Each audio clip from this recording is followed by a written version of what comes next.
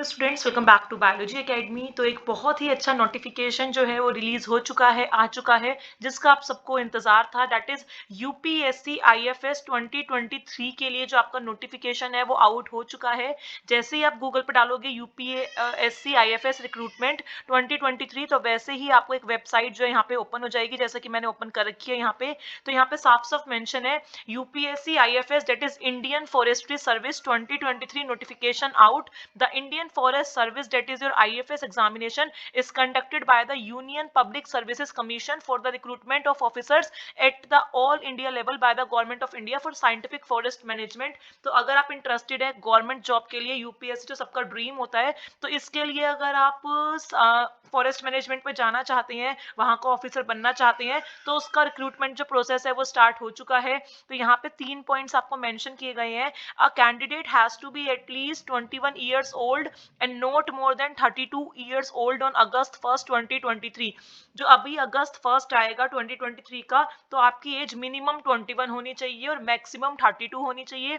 फिर next point यहाँ पे लिखा हुआ है, the selection of the candidate is based on their performance in the prelims, mains and interview. आपका जो सिलेक्शन होगा वो प्री एग्जाम पे, फिर उसके बाद अगर आपने प्री किया तो मेंस का एग्जाम होगा, और अगर आपका मेंस का एग्जाम क्लियर हुआ तो आपका इंटरव्यू होगा। इस बेसिस पे कंप्लीटली आपका सिलेक्शन होगा। फिर आपको यहाँ पे एलिजिबिलिटी बताई हुई है, a candidate had to hold a bachelors degree in at least one of the subjects, namely animal husbandry, veterinary science, botany, chemistry, geology, mathematics and more. आपका जो बीएससी है वो इन सब्जेक्ट से होना चाहिए। ठीक है, इसके बाद अगर हम बात करें यहाँ पे ओवरव्यू की कि यूपीएससी इंडियन फॉरेस्ट सर्विसेज का ओवरव्यू क्या है, तो आपको पता है ये जो पेपर है, जो ऑर्गेनाइजेशन है वो यूपीएससी है, सर्विसेज का नेम आपका आईएफएस है, वैकेंसी कितनी है जो सबके माइंड में क्वेश्चन रहता है वो है 150। एप्लीकेशन स्टार्ट हो चुके हैं आपके 1 फरवरी से, एप्लीकेशन एंड डेट है आपकी 21 फरवरी। जो आपका प्री का एग्जाम होगा वो 28 मई को होगा, मेंस का जो एग्जाम होगा वो 26 नवंबर को होगा if you clear your pre exam. Application mode क्या है, ऑनलाइन, आप मैक्सिमम 6 अटेम्प्ट दे सकते हो, और ऑफिशियल वेबसाइट आपको यूपीएससी की जाना है और वहां से फॉर्म फिल करना है।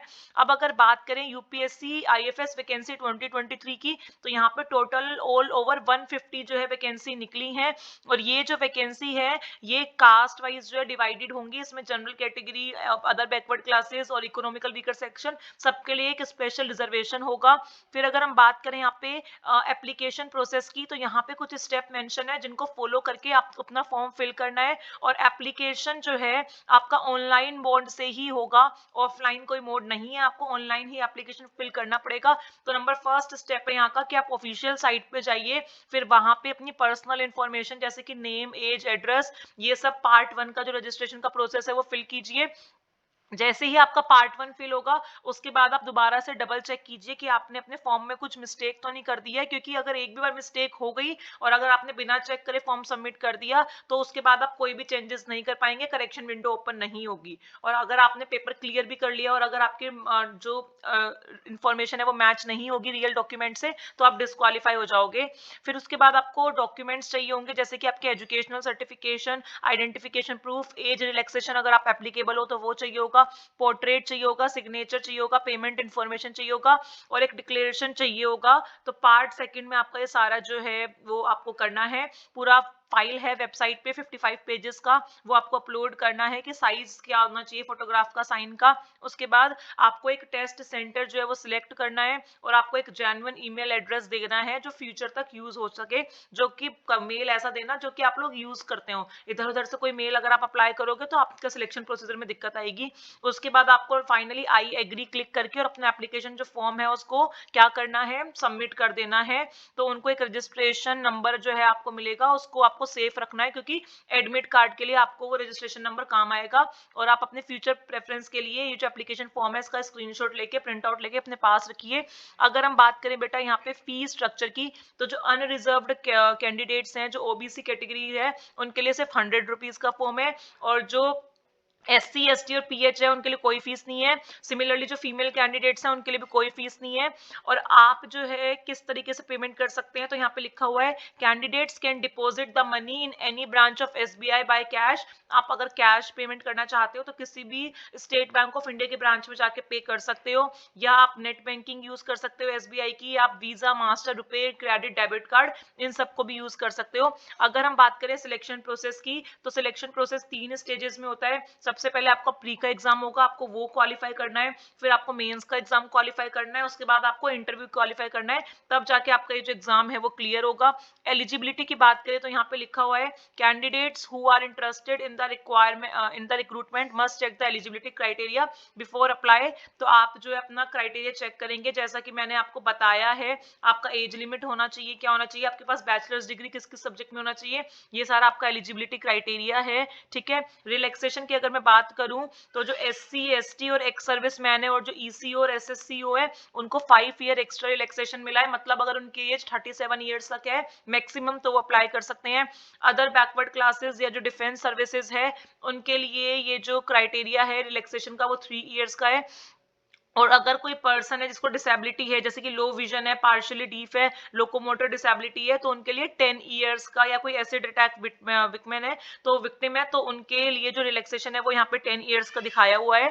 फिर अगर हम बात करें यहाँ पे क्वालिफिकेशन की कि इसेंशियल क्वालिफिकेशन क्या होना चाहिए, तो आपकी जो बैचलर्स की डिग्री है वो या तो एनिमल हस्बेंड्री या वेटरनरी साइंस में होनी चाहिए, या बॉटनी में, या केमिस्ट्री में, या जियोलॉजी में, या मैथमेटिक्स में, या फिजिक्स में, स्टैटिक्स में, या जूलॉजी में, या फिर एग्रीकल्चर, फॉरेस्ट्री। और अगर आपने इंजीनियरिंग कर रखी है किसी भी अच्छी जगह से तो भी आप लोग अप्लाई कर सकते हैं। ठीक है, तो ये यहाँ पे जो है क्वालिफिकेशन रहेगी। ठीक है, तो ये आपका रहेगा एलिजिबिलिटी का क्राइटेरिया। और अगर हम नेशनैलिटी की बात करें कि क्या नेशनैलिटी आपकी होनी चाहिए तब भी आप इस फॉर्म को फिल कर सकते हो। तो अगर आप इंडिया के सिटीजन हो तो भी आप कर सकते हो, सब्जेक्ट ऑफ नेपाल वाला आपका केस है तो भी आप कर सकते हो, भूटान का अगर आपका केस है तो भी आप कर सकते हो, Tibetan refugee who came over to India before 1 January 1962 with the intention of permanent settling in India। 1962 1 जनवरी से अगर आप यहाँ पे पहले पहले यहाँ पे आके परमानेंटली सेट हो गए हो तो भी आप यहाँ पे क्या कर सकते हो, अप्लाई कर सकते हो। Then a person of India origin who has migrated from Pakistan, Burma, Sri Lanka, East African countries of Kenya, Uganda, the United Republic of Tanzania, Zambia, Malawi, Zaire, Ethiopia, Vietnam, and the intention of permanently settling in India, वो भी यहाँ पे apply कर सकते हो। तो ये सारे के सारे आप लोग जो है अप्लाई कर सकते हो। नेशनैलिटी आपकी ये रहेगी। अगर हम लोग अटेम्प्ट की बात करें तो जनरल कैटेगरी के अटेम्प्ट्स होते हैं वो 6 होते हैं, OBC के लिए 9 होते हैं, और जो पर्सन विद डिसेबिलिटी है उनके लिए भी अटेम्प्ट्स जो है वो 9 होते हैं। और अगर एग्जाम पैटर्न की हम लोग यहाँ पे बात करें तो यहाँ पे आपके जो एग्जाम है इसमें 2 टाइप के पेपर होंगे। पहले आपका प्री का पेपर होगा, फिर मेन का पेपर होगा। पहले अगर आपने प्री का पेपर क्लियर किया है तभी आप मेंस में बैठ सकते हैं, अगर आप मेन अदरवाइज आप मेन के लिए जो है एप्लीकेबल नहीं होंगे। फिर अगर हम यहाँ पे एग्जाम पैटर्न की बात करें कि प्री का जो एग्जाम है वो किस तरीके से आता है, तो लिखा हुआ है कि क्वेश्चंस जो है वो MCQ यानी कि मल्टीपल क्वेश्चन फॉर्म में आते हैं। General studies part second of the civil services pre examination will be a qualifying paper with minimum qualifying marks fixed at 33%। Minimum जो आपको यहाँ पे मार्क्स चाहिए होते हैं क्वालिफाई करने के लिए वो 33% चाहिए होते हैं पेपर सेकंड में। तो यहाँ पे अगर पेपर फर्स्ट की हम लोग बात करें तो उसमें 200 क्वेश्चन है और हर क्वेश्चन 1 नंबर का होता है, तो मैक्सिमम 200 नंबर है। पेपर 2 में आपको वापस 200 क्वेश्चन आएंगे MCQ की फॉर्म में, और वो भी एक नंबर का एक क्वेश्चन होगा, तो 200 नंबर आपको वहां से मिलेंगे। तो टोटल 400 नंबर का आपका पेपर होता है। और पेपर सेकंड जो है उसमें आपको मिनिमम 33% मार्क्स चाहिए ही होते हैं। अगर इससे कम आपके मार्क्स आते हैं तो आप वैसे भी क्वालिफाई नहीं कर पाओगे। और अगर मेन पैटर्न की बात करें तो मेन पैटर्न MCQ फॉर्म में नहीं आता, वो सब्जेक्टिव फॉर्म यानी कि रिटर्न और डिस्क्रिप्टिव पेपर में आता है। उसमें ऐसे टाइप क्वेश्चन आते हैं। तो paper third, fourth, fifth, sixth ये आपके बारे में इनके बारे में बताया हुआ है कि any 2 subject to be selected from the list of the optional subject, each subject will have 2 paper, 200 marks for each paper. आपको जो ऑप्शनल सब्जेक्ट्स की जो लिस्ट दी हुई है उसमें से आपको कोई भी 2 सब्जेक्ट चूज करने हैं। जैसे आप बॉटनी चूज कर सकते हो, साइकोलॉजी चूज कर सकते हो, आपको कोई भी 2 सब्जेक्ट यहाँ पे चूज करने हैं। और उसके बाद हर सब्जेक्ट का 2 पेपर होगा और हर पेपर 200 नंबर का होगा। मतलब इन केस आपको 400 नंबर का एक पेपर होगा और 400 नंबर का दूसरा पेपर होगा, तो टोटल 800 नंबर का आपका मेंस का एग्जाम होगा। फिर यहाँ पे लिखा हुआ है answer scripts of only those candidates who have obtained the minimum marks as decided by the commission for paper second will be evaluated. और अगर आपने जनरल नॉलेज जो पार्ट सेकंड है उसमें 33% मार्क्स नहीं लिए हैं तो फिर आपका पेपर जो है इवैल्यूएशन में नहीं आएगा मेंस में। ऑप्शनल सब्जेक्ट की यहाँ पे लिस्ट आपको देखो दी हुई है, आप एग्रीकल्चर चूज कर सकते हो, एग्रीकल्चर इंजीनियरिंग चूज कर सकते हो, एनिमल हस्बेंड्री और वेटरनरी साइंस चूज कर सकते हो, बॉटनी चूज कर सकते हो, केमिस्ट्री चूज कर सकते हो, chemical engineering, civil engineering, forestry, geology, mathematics, mechanical engineering, physics, stats, zoology. तो आप ये सारे कॉम्बिनेशन जो है अप्लाई कर सकते हो। यहाँ पे बहुत सारे कॉम्बिनेशन आपको दिए हुए हैं। फिर अगर हम बात करें यहाँ पे पेपर की, तो पेपर फर्स्ट जो है उसमें जनरल इंग्लिश के क्वेश्चन आएंगे, 300 क्वेश्चन आएंगे और मैक्सिमम मार्क्स आपके 300 होंगे। पेपर सेकंड जो होगा जनरल नॉलेज का उसमें 300 क्वेश्चन आएंगे और 300 का ही वो मार्क्स का पेपर होगा।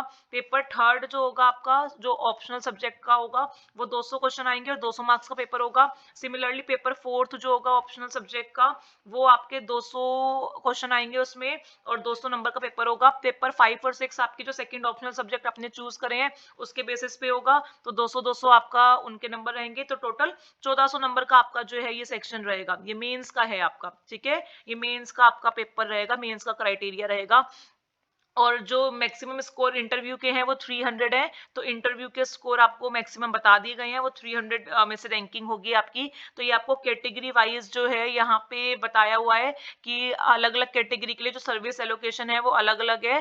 तो ये आपको 2021 का जो रैंक है मतलब उसके हिसाब से सर्विस एलोकेशन बताया हुआ है। तो यही था मेन आपका यूपीएससी के लिए। अगर आपका कोई भी डाउट है तो आप लोग पूछ सकते हैं, अदरवाइज आप लोग वेबसाइट पे जाके 55 पेजेस का पूरा ब्रोशर है, आप उसको रीड करिए और सारी इंफॉर्मेशन आपको वहां से मिलेगी। So don't waste your time, just apply. बहुत ही अफोर्डेबल है, 100 रुपए तो आप ऐसे ही खर्च कर देते हो, तो बहुत ही अफोर्डेबल है। और नेक्स्ट वीडियो आप किस चीज का चाहते हैं, इससे रिलेटेड आपको सिलेबस जानना है या हाउ टू प्रिपेयर जानना है, तो उसके रिगार्डिंग हम कमेंट सेशन में कमेंट करके बताइए, उसी से रिलेटेड मैं नेक्स्ट वीडियो आपको बनाऊंगी।